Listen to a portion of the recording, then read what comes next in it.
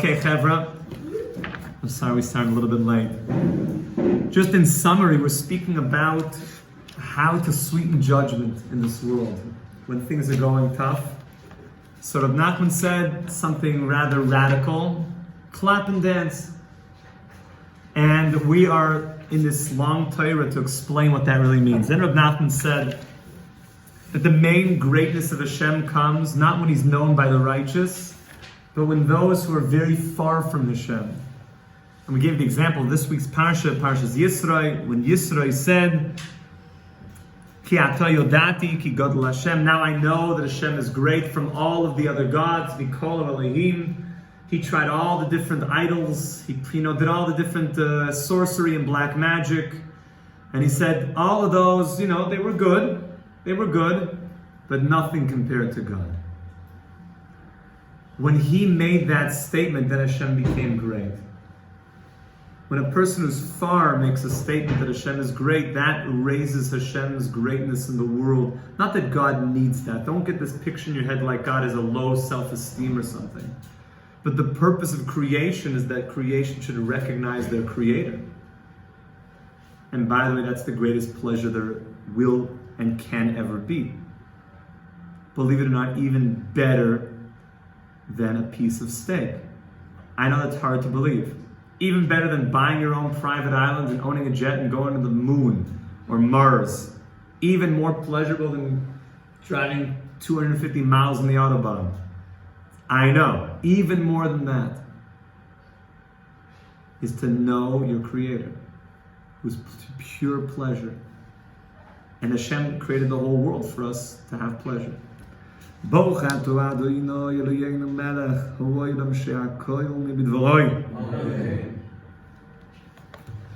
then we said from the Zohar that that's when Hashem's name becomes great.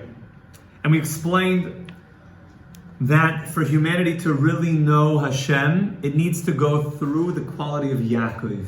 Yaakov Avinu. Look inside. And we explained that Yaakov Avinu had a certain relationship with Hashem. Like the prophet says in Isaiah, that let us go to the house of Jacob. When Mashiach comes, that the whole world will refer to the temple in Yerushalayim, the third temple, that it should be built speedily in our days, amen. They're going to refer to it as the house of Jacob.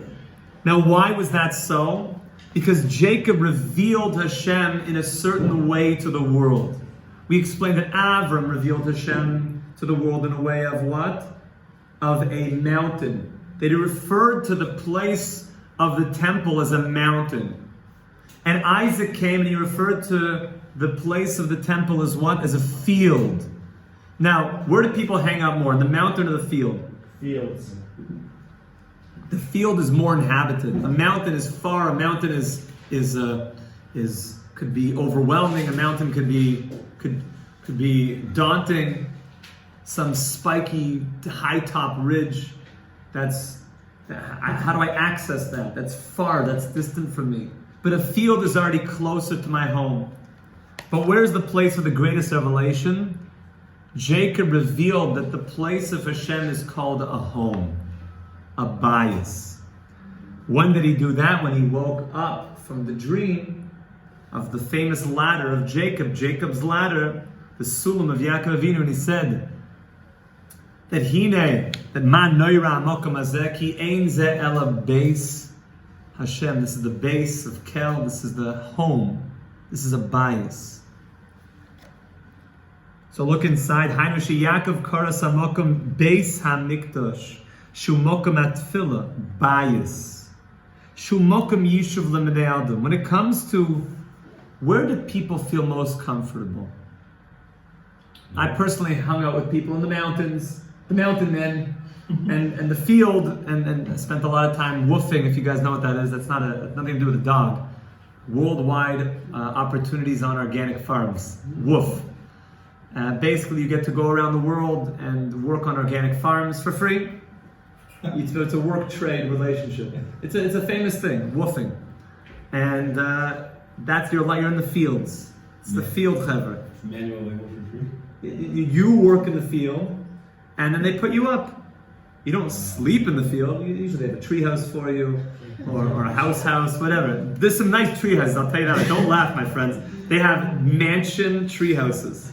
Places that are fancier than your back Lawrence, I promise you. These are fancy stuff, nicer than Englewood. You can't even imagine what some of these tree houses. It's not like a little kids here, a time of electricity and solar panels and fancy stuff, mahogany. It's good stuff. But still, you're not settled. You're not settled there.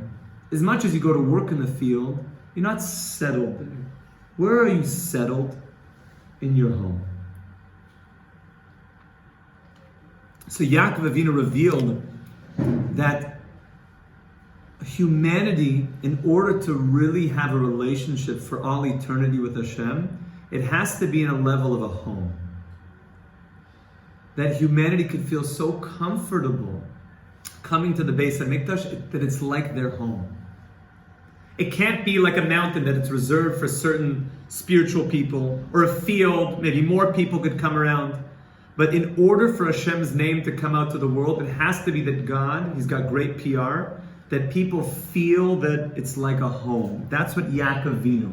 So Rav Nachman is explaining that for all of humanity to really finish this long journey of bringing Mashiach, we have to get Hashem to become a household name. A household name. Ki holes atfila, he made prayer, Jacob made prayer, something that people could feel comfortable doing. For Avram, it was still for select mountain people. For Yitzhak, it was more relatable, but it was for the field goers. This is all conceptual also. Yaakov made the ability to talk to God, to speak to God, as comfortable as you feel going into your home. And that's our job also, is to help humanity know that to relate to God should be as comfortable to you as like coming and, after, you're not feeling coming home after a long trip. Like you're driving late at night, you just want to get home. To get to my bed, I just want to get home. And you come home like, you just throw down your knapsack, it's comfortable. That was what Yaakov brought to the world, and until we could bring that to all of humanity, then Hashem's name will not be great. Humanity will still feel like God is somehow far away. Or maybe God is something reserved for those, philosophers, or for those religious people. But our job is to make it as comfortable to talk to God as it is coming into your home. It's so beautiful. By Shumokim Yishuv L'Bnei Adam, Ki Holas HaTfilah Mahar V'Sod L'Bechinas Bayis. He raised up talking to God from a mountain and a field to a home. Sheyesh Bo Tfisa L'Bnei Adam Yosem Mahar V'Sod. A house is more relatable than a mountain and a field. As much as you want to tell me that I'm a mountain man, I'm a field man, it only goes so far and for so long. At a certain point, you just want to come home. You just want to come home. And maybe you'll tell me, no, but I'm really one of the people that live in the mountains forever. That could be, but that's not the other 99.999999 and many more nines of the real human psyche, who just want to come home, who just want to be in a home and comfortable in a home. And that we want to make God as comfortable for of humanity. That feeling of comfortable doesn't just mean like I'm on the couch with my beer and my Pringles. It means comfortable that I feel I could talk to God. He's not far. I'm comfortable having a conversation with God. That Hashem is a household name and I could call out when I need something to Hashem. Because for the whole world, people could relate to a home. We relate to that.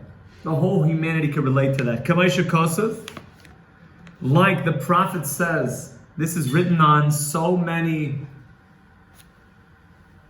religious institutions all over the world, that the prophet says that the Holy Temple in Jerusalem is going to have the following quality. Ki beisi beis tefillah yikar l'kol ha'amim. that my home, Hashem says, is a house of prayer for all peoples. My home, the Beis HaMikdash in Yerushalayim, in Jerusalem, will be a house of prayer for everybody. There's no exclusivity rights here. Everybody is welcome. All of humanity. We invite all of humanity to come to Jerusalem. One of the most amazing things is on Sukkot, humanity knows, and the nations of the world all flock to Jerusalem. They have big parades in honor of the temple, in honor of the festival of Sukkot. The nations of all the world. It's a beautiful thing to see. It's very, very beautiful. This year was a little bit different. People had a hard time getting into the country. But the nations of the world know that there's this deep connection to Jerusalem, and they want to come home. We invite you to come home. We invite you to come home. The Beis HaMikdash is a place of prayer for all of humanity.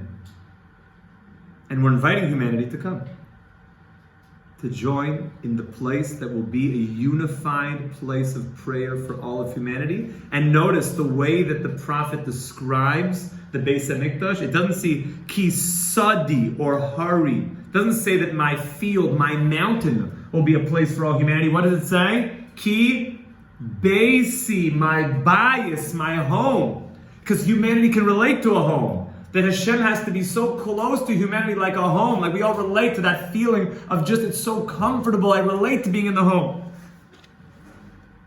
The keshehu b'bechinas bias. When Hashem and the ability to talk to God is as relatable for people like how good you feel in your home. Then that's what the Zohar said. Then Hashem's name will be exalted. And now Reb Nachman is going to give us a lot of sources here. You want to get each one of these. He's like the machine gun of Torah here. And this is what the verse in Tehillim means. Gadol Hashem is great, umehulal me'od, and He is very praised. Mehulal me'od. Me'od is an interesting word, a lot. You know, me'od is a word that's referred to in a very interesting place in the Torah. When Hashem made the world, what did it say? Tov, right? Tov. It's Tov, it's good. And all of a sudden, what does the Torah say? Tov me'od. It's very good. Do you know what the Medrash says? You know what the Gemara says that means? The Medrash.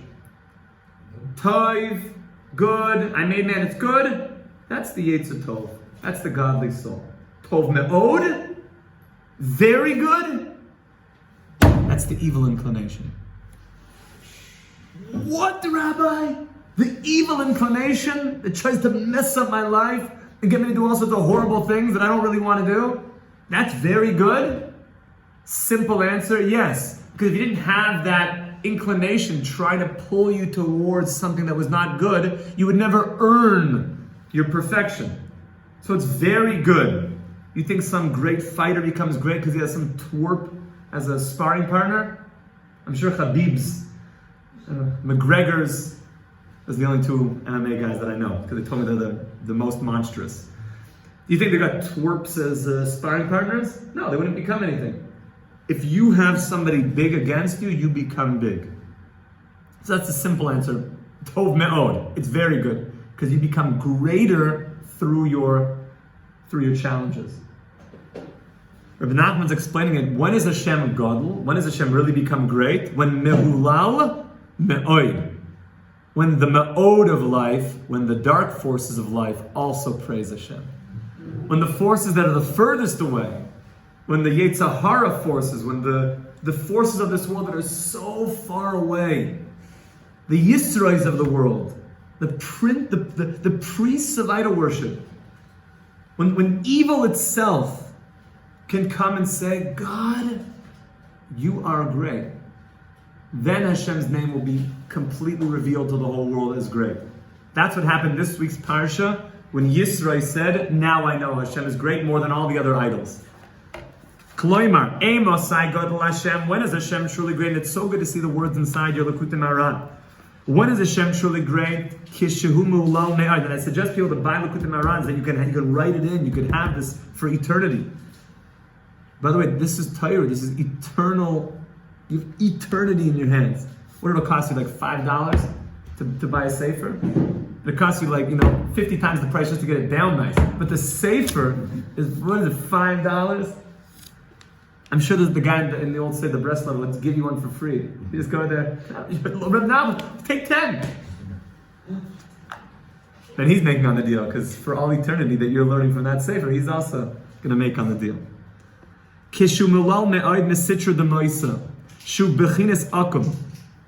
When those who are the furthest away can praise Hashem, then Hashem is truly, really great. That Hashem is very, very good. That's talking about Toy Me'od. Me'od ze Malach HaMavis. That's talking about evil inclination. That's talking about the angel of death. We're going to do this very, very quick. Kishu milal mehem azehu gadol. Then Hashem is really great, because the dark side is able to praise Hashem. Even the dark side, that shows that Hashem's greatness has gone out to all the parts of the world. Now, boys, I'm sorry we started late. We should be zoich and mamish that all of the world, even the darkest forces, should proclaim like Yisro did this week, Ki ata yodat ki gadol Hashem omein. Have a wonderful day, Chevra.